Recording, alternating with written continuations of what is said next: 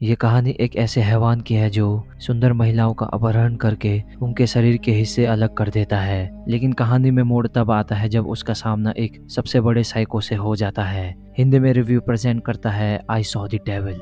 Movie की शुरुआत होती है एक स्कूल बस ड्राइवर से जिसका नाम क्यून चुल होता है। क्यून को आगे एक खराब गाड़ी दिखती है जिसके अंदर जियून नाम की महिला बैठी होती है। क्यून फिर उस गाड़ी के पास जाकर अंदर बैठी जियून से गाड़ी के पंचर के बारे में पूछता है, जिस पर जियून कहती है कि उसने टो ट्रक वालों को फोन कर दिया है मदद के लिए, उन्हें आने में देर हो जाएगी कहकर क्यून खुद फिर टायर को चेक करने लग जाता है। और ये सभी बातें जियून का फियांसे सुहयून सुन रहा होता है। सुहयून एक NIS ऑफिसर होता है और वो जियून को बस अपने कार के डोर को लॉक करने और टो ट्रक के आने का इंतजार करने को कहता है। क्यून फिर कार में बैठी जियून की मदद करने को पूछता है पर जियून मना कर देती है और कहने लगती है कि टो ट्रक आने का वो इंतजार करेगी। लेकिन क्यों वहीं खड़ा जियून को ताड़ रहा होता है और एक डरावनी मुस्कुराहट के साथ वहां से जाने लगता है। कुछ देर बाद जियून आगे देखती है कि बस ड्राइवर वहां से नहीं गया तो वो अपनी गाड़ी के हेडलाइट को ऑन कर देती है। तभी अचानक वो बस ड्राइवर जियून की कार पर हथौड़े से हमला कर देता है। ये देख जियून घबराई डरी हुई होती है। इससे पहले वो दूसरे दरवाजे से बाहर निकलती दरवाजा एक पिंजरे की वजह से ब्लॉक हो रखा होता है और इतनी देर में क्यून खिड़की के कांच को तोड़कर अंदर आ जाता है। क्यून अपने हथौड़े से जियून के सर पर हमला करे जा रहा होता है और ऐसे ही जियून को बेहोश करने के बाद वो उसे घसीटकर अपने साथ लेकर जाने लगता है। कुछ समय बाद क्यूंग जियून को अपने घर के पीछे लेकर आया होता है। तभी घायल हालत में जियून क्यूंग से कहती है कि वो उसे जीने दे क्योंकि वो बच्चे की मां बनने वाली है। जियून जीने के लिए रहम की भीख मांग रही होती है। इन बातों को सुन क्यूंग को ऐसा लग रहा होता है कि मानो जैसे कोई मुर्गा हलाल होने से पहले जीने को बोल रहा हो, लेकिन वो जियून को उसी समय मार डालता है और जियून की सभी शरीर को एक दूसरे से अलग करने में लग जाता है। इसी वक्त जियून की अंगूठी की रिंग वहीं गिर जाती है और क्यूंग को इस बात का कोई अंदाजा नहीं होता है। अगले दिन उसी इलाके के आसपास एक बच्चे को पॉलिथीन मिलती है जिसके अंदर जियून का कटा हुआ कान होता है और रात होते होते उस जगह पर कई सारे पुलिस वाले गड़बड़ लगने के कारण वहां तलाशी करने आए होते हैं। इस बारे में जब सभी को पता चलता है तो वहां सुहयून और जियून के पिता जो उस शहर के चीफ होते हैं वो भी उसी जगह अपनी बेटी की चिंता को लेकर वहां देखने आए होते हैं। कुछ समय बाद एक पुलिसकर्मी को पानी के अंदर कुछ दिखता है और जब वो उसे घुमाता है तो वो और कुछ नहीं बल्कि जियून का कटा हुआ सिर होता है। मीडिया वालों से बचने के लिए जितना जल्दी होता फॉरेंसिक लैब के लोग उस कटे सिर को वहां से लेकर जाने लगते हैं। ये सब देख जियून के पिता अंदर से बिल्कुल सहमे हुए होते हैं और सुहयून भी अंदर से बिल्कुल घबराया हुआ होता है। जियून के मरने की खबर को जानने के बाद फ्यूनरल में पूरा परिवार रोया हुआ और दिल में दर्द लिए हुए होता है। उसी समय सुहयून जियून से माफी मांगता है कि उस रात को वो वहां मौजूद नहीं हो पाया जब उसे उसकी जरूरत थी। सुहयून फिर जियून से कसम खाता है कि उसे मारने वाले को वो बिल्कुल भी नहीं छोड़ेगा। सुहयून अपने ऑफिस से 14 दिनों की छुट्टी लेता है। हालांकि उसके बॉस उसे ऐसे हादसा होने के बाद 1-2 महीने छुट्टी लेने को कहते हैं, लेकिन वो मना कर देता है और अपने मंगेतर के कातिल को ढूंढने में लग जाता है, जहां वो एक ऑफिसर से चुपके से कैप्सूल का इंतजाम करवाता है जिसमें GPS के साथ साथ एक माइक्रोफोन भी जुड़ा हुआ होता है। पुलिस के मुताबिक उन्हें इन 4 जनों पर शक होता है क्योंकि इन चारों को पहले भी ऐसे क्राइम के लिए पकड़ा गया होता है। तो सुहयून अपनी जांच पड़ताल के लिए पहले सस्पेक्ट के घर की ओर जाता है, जहां सुहयून को पहले सस्पेक्ट हस्तमैथुन करता हुआ दिख रहा होता है। लेकिन सुहयून उसी के वायर से उस पर हमला करने लगता है और उसे एक चेयर में बांधकर पूछताछ करने लग रहा होता है। हालांकि वो शख्स बार बार मना कर रहा होता है कि उसे इस मामले और गाड़ी के बारे में कुछ नहीं मालूम। सुहयून फिर उसकी बात मानकर बाहर की ओर जाने लगता है कि तभी सुहयून बाहर से एक टूल लेकर आता है और सीधा उस शख्स के लिंग पर हमला कर देता है। हॉस्पिटल में जब चीफ को इस बारे में पता चलता है तो वो अपनी पुलिस स्क्वाड से इस बारे में पूछता है, जहां चीफ की पुलिस स्क्वाड बताती है कि ये शख्स अपने पहले करे हुए जुर्म को भी कबूल कर रहा है। फिर हम सुहयून को देखते हैं जो दूसरे सस्पेक्ट के ठीक पीछे ही लगा हुआ होता है। सुहयून दूसरे सस्पेक्ट को अच्छी तरीके से देखता है और उसका वहीं बहुत बुरा हाल करता है। रात होते होते सुहयून के पास बाकी 2 सस्पेक्ट रह गए होते हैं, जिसमें तीसरा सस्पेक्ट और कोई नहीं बल्कि क्यूंग होता है। उसी रात क्यूंग को फिर स्टॉप पर एक और महिला मिलती है, जहां वो उसे लिफ्ट देकर आधे रास्ते पर ही हमला कर देता है उस पर और अपने रहने वाली जगह पर उस महिला का भी बेरहमी से कत्ल कर देता है। अगले दिन फिर सोह्यून अपने तीसरे सस्पेक्ट क्यूंग के घर पहुंच जाता है और जानकारी हासिल करने के लिए वो अपने आप को इंश्योरेंस कंपनी से आया है बोलता है। सोह्यून क्यूंग के माता पिता से पुष्टि करने के लिए वो उन्हें क्यूंग की तस्वीर दिखाकर पूछने लगता है, लेकिन क्यूंग के माँ बाप को अपने बेटे की कम और इस बात की ज्यादा चिंता होती है कि अगर पॉलिसी धारक के मरने के पर पैसा क्या उनके परिवार को मिलता है। तभी सोह्यून बाहर आ जाता है, जहां वो बाहर क्यूंग के बेटे को खेलते हुए देखता है। सोह्यून क्यूंग के बेटे से पूछता है कि क्या उसे मालूम है कि उसके पिता कहाँ रहते हैं, जिस पर उसका बेटा हाँ बोलता है। अगले ही सीन में सोह्यून वहां पहुंच जाता है जहां पर क्यूंग रहता है। तलाशी करने पर सोह्यून को वहां कई सारे महिलाओं के सामान मिलते हैं कि तभी सोह्यून को कमरे के पीछे का दरवाजा खुलता हुआ दिखता है, जहां क्यूंग हर महिला को अधमरी हालत में लाकर उनके साथ क्या क्या करता है। और ठीक वहां पर सोह्यून को अपनी मंगेतर की अंगूठी मिलती है और वो समझ जाता है कि कातिल यही है। दिन होने पर क्यूंग विद्यार्थियों को स्कूल बस से लेकर जाने लगता है, लेकिन इस बात से अनजान होता है कि सोह्यून ने उसके स्कूल बस पर एक जीपीएस लगा रखा होता है। स्कूल पर फिर पुलिस स्क्वाड आ जाती है क्यूंग को ढूंढने के लिए, जहां उन्हें पता चलता है कि वो विद्यार्थी को लेकर जा चुका है। पुलिस फिर उन्हें क्यूंग को संपर्क करने को कहती है, लेकिन क्यूंग स्कूल से आए फोन को नहीं उठाता और एक नींद में रही विद्यार्थी को अपने इलाके की ओर ले जाने लगता है।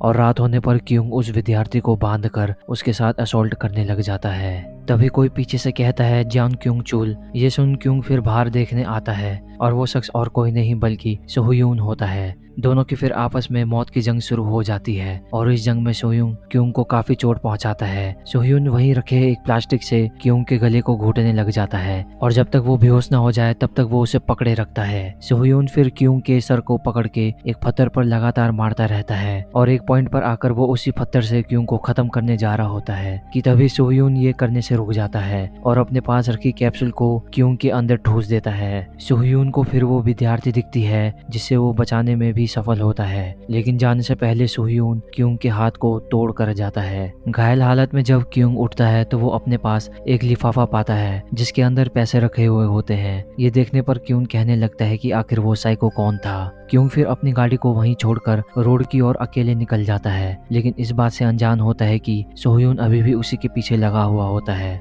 रोड पर क्यूंग को फिर एक टैक्सी मिलती है जिसके अंदर का ड्राइवर बार बार बकवास करे जा रहा होता है। टैक्सी ड्राइवर क्यूंग को बताता है कि उनके साथ एक और पैसेंजर बैठा हुआ है। दरअसल ये दोनों डाकू होते हैं और इनमें से एक चौथा सस्पेक्ट होता है जिसको सोह्यून कभी मिला नहीं, क्योंकि उसे पता चल गया था कि कातिल क्यूंग ही है। आगे जाने पर क्यूंग को गाड़ी का असली ड्राइवर की आईडी सामने दिखती है और वो समझ जाता है कि मामला कुछ गड़बड़ है। क्यूंग फिर खुद हंसने लग जाता है और अपने चोट को दिखाकर ड्राइवर से कहने लगता है कि शायद उनकी किस्मत सही नहीं है। क्यूंग को पता चल जाता है कि ये दोनों उसी को मारने का प्लान कर चुके थे और इससे पहले वो क्यूंग को कुछ करते क्यूंग अपनी एक नाइफ को निकालकर दोनों पर लगातार घमासाही हमला करने लग जाता है और उन्हें वहीं मार डालता है। टैक्सी एक जगह आकर रुक जाती है और ये चीज पीछे पड़ा हुआ सोह्यून अपने जीपीएस के थ्रू देख रहा होता है। क्यूंग जब टैक्सी से बाहर आता है तो उसे पीछे डिक्की के अंदर असली ड्राइवर की लाश मिलती है और पानी के पास आकर क्यूंग अपने आप को साफ करता है और उन तीनों की लाशों को वहीं छोड़कर चला जाता है। प्रभात होने पर सोह्यून को उन तीनों लोगों की लाश वहां पड़ी हुई मिलती है। क्योंकि क्यूंग वहां रुका हुआ था तो सोह्यून ये देखने आया होता है। क्यूंग पास ही के एक शहर के मेडिकल पर अपने शरीर की मरहम पट्टी करवाने आया होता है, लेकिन वहां की नर्स को देख वो बिल्कुल बावला हो जाता है। क्यूंग उस नर्स पर लाइन मारने के लिए उसे बात करने लगता है, लेकिन वो नर्स क्यूंग को कोई भी भाव नहीं दे रही होती है। कुछ समय बाद उस नर्स को क्यूंग एक स्टोर रूम में बैठा हुआ दिखता है। ये देख वो पूरी घबरा जाती है। क्यूंग फिर दरवाजे को बंद करके उस नर्स को अपने कपड़े उतारने को कहता है और फिर उसे सेक्सुअली असॉल्ट करने लग जाता है। बाहर गाड़ी में सोह्यून को क्यूंग की गंदी हरकतों के बारे में पता चल जाता है तो वो फिर चुपके से कमरे के अंदर आता है और अपने हाथ में रखा फायर एक्सटिंग्विशर सीधा क्यूंग के मुंह पर मारता है। दोनों की फिर आपस में लड़ाई होने लगती है और एक बार फिर सोह्यून क्यूंग को नीचे गिराकर उस पर बुरी तरीके से लगातार हमला करने लगता है। नर्स के बाहर जाने से पहले सोह्यून उसे रोकता है और क्यूंग का इलाज करने को कहता है। सोह्यून फिर क्यूंग से कहने लगता है कि ये तो बस शुरुआत है और उसकी जिंदगी और बदतर होने वाली है। ये बोलकर फिर वो उसके एक पैर की एड़ी के जगह को काट देता है और उसके पैर पर पट्टी लगाने के बाद टैक्सी के साथ किसी बेतरतीब जगह पर छोड़ देता है। नशे में धुत क्यूंग को कुछ समझ नहीं आता है कि आखिर कौन उसके पीछे पड़ा हुआ है। टैक्सी में पेट्रोल खत्म होने की वजह से क्यूंग बाहर आकर किसी से लिफ्ट लेने लगता है और जो गाड़ी आती है उसमें मिलिट्री वाले होते हैं, तो वो उनकी गाड़ी में बैठकर अपने एक दोस्त ताइजू के घर चला जाता है जो कि खुद एक कैनिबल होता है। सोहयून को फिर चीफ जैंग का फोन आता है जो कहते हैं कि उन्हें उसकी चिंता सता रही थी। चीफ सोहयून को बताते हैं कि पुलिस को ऐसा लग रहा है कि वो उस डेविल क्यूंग का पीछा कर रहे हैं और कि कैसे पुलिस वाले भी क्यूंग को ढूंढ रहे हैं। चीफ सोहयून को अब यह सब करने से मना कर रहे होते हैं, यह कहकर कि उसने बहुत कुछ किया है उनके लिए। जो उनकी बहन फिर सोहयून से बात करने लगती है और उसे भी ये सब करने से मना कर रही होती है कि ये सब करने से उसकी बहन वापस नहीं आ जाएगी, जिस पर सोहयून कहता है कि वो ये सब करना छोड़ देता, लेकिन ये सब कोई बेवजह नहीं है। क्योंग अपने दोस्त ताइजू को बता रहा होता है कि कोई पागल आदमी उसके पीछे पड़ा हुआ है, जिस पर ताइजू इंसानों का मांस खाते हुए क्योंग को बताता है कि जो कोई भी उसके पीछे पड़ा हुआ है शायद वो क्योंग के किसी एक शिकार का रिश्तेदार होगा। और ये सभी बातें सोहयून ताइजू के घर के बाहर सुन रहा होता है और उन पर हमला करने के लिए अंदर की ओर बढ़ने लगता है। अंदर ताइजू अपने एक और शिकार को काटने की तैयारी में लग जाता है और सोहयून घर के अंदर जाने के लिए लॉक को ब्रेक करने लगता है। ताइजू जब अपने शिकार को काटने जा रहा होता है तो उसका चलाया हुआ गाना बंद हो जाता है, तो वो गाने को फिर चलाता है, पर वो वापस पीछे मुड़ता है तो वहाँ से उसका शिकार गायब हो चुका होता है। ताइजू के पीछे मुड़ने पर फिर उसे वहाँ सोहयून दिखता है। वहीं क्योंग को याद आ जाता है कि जब वो सोहयून से लड़ रहा था तो उसे उसके हाथ में एक अंगूठी दिखी थी और वैसे ही अंगूठी उसके एक शिकार जोयुन ने पहनी होती है जिसको वो उस समय मिलती नहीं है। अंदर सोहयून और ताइजू दोनों आपस में लड़ रहे होते हैं और इनकी आवाज क्योंग को सुनाई दे जाती है, जिस कारण वो एक शॉटगन को ग्रैब कर लेता है। सोहयून फिर ताइजू के हाथ की हथेली को तोड़कर उसे चेन और रस्सी से पूरी तरीके से बांध देता है और उसके हाथ को एक नाइफ से काटने जा रहा होता है कि तभी वहां पर क्योंग आ जाता है और बिना हिचकिचाहट वो सोहयून पर शूट करने लग जाता है, जिससे सोहयून बाल बाल बचता है और खिड़की के बाहर कूद जाता है और बिना वक्त गवाए सोहयून वापस घर के अंदर भी आ जाता है। क्योंग फिर ताइजू को खोलने लग जाता है और सोहयून के ऊपर आने की आवाज उसे सुनाई दे जाती है। सोहयून वहां से एक आयरन को ग्रैब कर लेता है और छुपके से उनका शिकार करने लग जाता है। क्योंग भी दबे पांव शॉटगन लिए सोहयून को ढूंढ रहा होता है। ताइजू की गर्लफ्रेंड को जब सोहयून दिखता है तो वो उस पर हमला करने लगती है, तो सोहयून उस पर एक दो पंच करता है जिस कारण वो वहीं बेहोश हो जाती है। तभी अचानक ताइजू आकर वहाँ सोहयून पर हमला करने लगता है। कैसे भी करके सोहयून कलामंडी करके ताइजू को गिरा देता है और अपने आयरन से उसके सर पर लगातार वार करता रहता है। सोहयून को जब पता चलता है कि क्योंग ऊपर की तरफ शॉटगन लेकर आ रहा है तो वो कई सारे टाइनी हुक को आने वाले रास्ते पर फेंक देता है। क्योंग का पैर फिर उन टाइनी हुक पर पड़ जाता है और मौके का फायदा उठाकर सोहयून भागकर क्योंग पर हमला करता है और अपने हाथ में एक आयरन से उस पर लगातार हमला कर उसे भी अधमरा कर देता है और क्योंग को अपने साथ गाड़ी में लेकर कहीं जाने लगता है। अगले दिन पुलिस वाले अधमरी हालत में ताइजू और उसकी गर्लफ्रेंड को अरेस्ट करके हॉस्पिटल में भर्ती करने ले जा रहे होते हैं। सोहयून किसी दूसरे हॉस्पिटल में क्योंग का इलाज करने लाया होता है, जहां उसके साथ काम करने वाला पुलिस कर्मचारी जीपीएस कैप्सूल के बारे में सोहयून से पूछता है और गलती से यह कह देता है कि अगर क्योंग को जब तक दस्त ना हो तो वो कैप्सूल उसके पेट से बाहर नहीं आ सकती है। तभी सोहयून अपने पुलिस कर्मचारी को शांत होने का इशारा करता है और क्योंग को देखने लगता है कि वो कहीं उनकी बातें सुन तो नहीं रहा है। पुलिस कर्मचारी बताता है कि क्योंग अभी दूसरी दुनिया में है और कम से कम एक दिन और बेहोश रहेगा, लेकिन क्योंग पूरा बेहोश नहीं होता है और उसे वो बात भी याद आ जाती है जब सोहयून ने उसके अंदर कैप्सूल डाली थी। सोहयून फिर क्योंग को किसी जगह पर छोड़ देता है और क्योंग को पता चल जाता है कि सोहयून ने उसके पेट के अंदर जीपीएस और माइक्रोचिप वाली कैप्सूल डाली थी और आगे चलते चलते वो सोहयून से बात करने लग जाता है।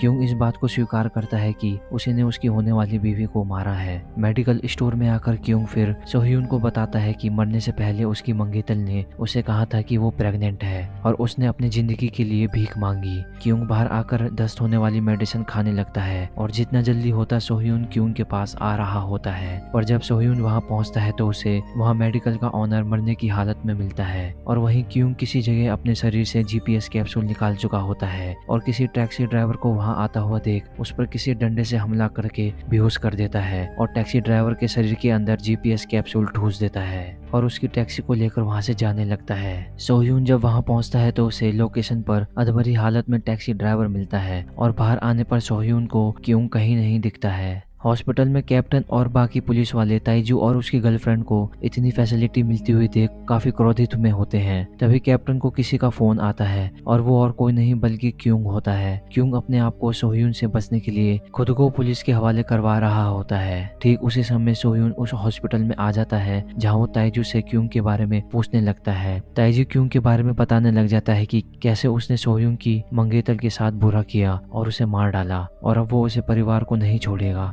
इन सभी बातों से ताइजू को हंसी आ रही होती है और कहने लगता है कि वो पहले मजा लेता है और फिर सजा। सोह्यून को फिर इतना गुस्सा आता है कि वो ताइजू के चेहरे पर हमेशा के लिए एक मुस्कुराहट का निशान बना देता है। सोह्यून को फिर उसके पुलिस कर्मचारी का फोन आता है जहां सोह्यून को पता चलता है कि क्यूंग ने पुलिस वालों को फोन करके अपने आप को गिरफ्तार करने को तय किया है, लेकिन उससे पहले वो कुछ बड़ा करने वाला है। सोह्यून जब क्यूंग के लोकेशन के बारे में पूछता है तो उसे पता चलता है कि वो येन ही डोंग में है जहाँ जियून के पिता चीफ जैंग रहते हैं। सोह्यून फिर जितना जल्दी होता चीफ जैंग के घर में फोन लगाता है और ठीक उसी समय कोई शख्स उनके घर पर कोई पार्सल डिलीवरी के लिए आया होता है। जवाब नहीं मिलने पर सोह्यून फिर कैप्टन को फोन करके उन्हें ये सब बातें बताता है जिसको लेकर वो बहुत ही क्रोधित होते हैं। लेकिन इतनी देर में क्यूंग ने चीफ जैंग को अधमरा कर चुका होता है। लेकिन हालत तब और खराब हो जाती है जब उनकी दूसरी बेटी सोह्यून जो जियून की बहन होती है वो घर वापस आ जाती है और क्यूंग उस पर भी हमला कर देता है। सोह्यून जब वहां पहुंचता है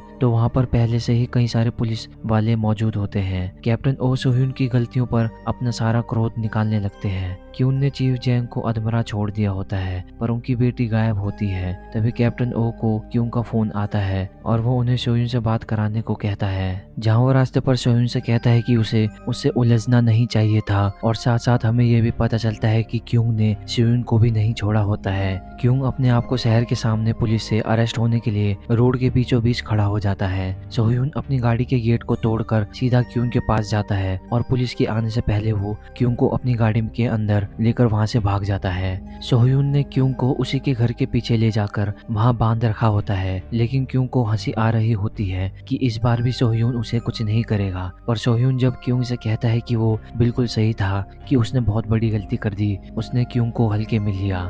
सोह्यून कहता है कि इस बार ये गलती नहीं होगी। ये सुन क्यूंग के चेहरे से हंसी मानो जैसे गायब ही हो चुकी होती है। सोह्यून क्यूंग को टॉर्चर करने लग जाता है। क्यूंग सोह्यून से कहता है कि इतना टॉर्चर करने से अच्छा है कि वो उसे मार ही डाले, जिस पर सोह्यून बोलता है कि अगर ये इतना आसान होता तो वो उसे पहले ही मार डालता। सोह्यून कहता है कि वो उसे तब मारेगा जब उसे सबसे ज्यादा दर्द होगा, इतना दर्द कि वो डर के मारे कांप रहा होगा, तभी वो उसे मारेगा। सोह्यून कहता है कि वही उसका एक सच्चा बदला होगा। इन बातों को सुन क्यूंग पहले जीने की भीख मांगने लगता है, पर कुछ समय बाद ही वो सोह्यून से बोलता है कि वो चाहे कितना भी उसे टॉर्चर कर ले उसे कुछ नहीं मिलने वाला। सोह्यून फिर आखिरी बार क्यूंग से कहता है कि वो चाहता है कि मरने के बाद भी वो तड़पता रहे। और जाने से पहले सोह्यून क्यूंग को उसी के गिलेटिन में रस्सी से फंसा कर रखता है, जिसमें क्यूंग रस्सी को ठीक अपने दांतों से रोके रखता है, खुद को उस तेज धार वाली पत्ती से बचाने के लिए जो ठीक उसके सर के ऊपर होती है। सोह्यून फिर कानों में लीड लगाकर वहां से जाने लगता है और उसी समय वहां पर क्यूंग का परिवार क्यूंग से मिलने आया होता है। सोह्यून ने ठीक क्यूंग के सामने माइक्रोचिप रखी हुई होती है और वो वहां की सभी आवाजों को सुन रहा होता है। तभी क्यूंग का बेटा और उसके पिता क्यूंग को बुलाने लगते हैं। क्यूंग उन्हें बार दरवाजे खोलने से मना कर रहा होता है, लेकिन उन्हें क्यूंग की कही बात बिल्कुल समझ नहीं आती है। क्यूंग के पिता फिर दरवाजे को खोलने की कोशिश करते हैं, जो सीधा क्यूंग के मुंह में फंसे रस्सी से जुड़ा हुआ होता है और क्यूंग की आंखों में वो डर होता है जो बताता है कि वो अंदर से कितना कांपा हुआ है। जैसे जैसे उसके पिता दरवाजा खोलने की कोशिश करते हैं, वैसे ही क्यूंग के मुंह से वो रस्सी छूट रही होती है और तभी क्यूंग के मुंह से वो रस्सी छूट जाती है और उसका सर उसके शरीर से अलग हो जाता है।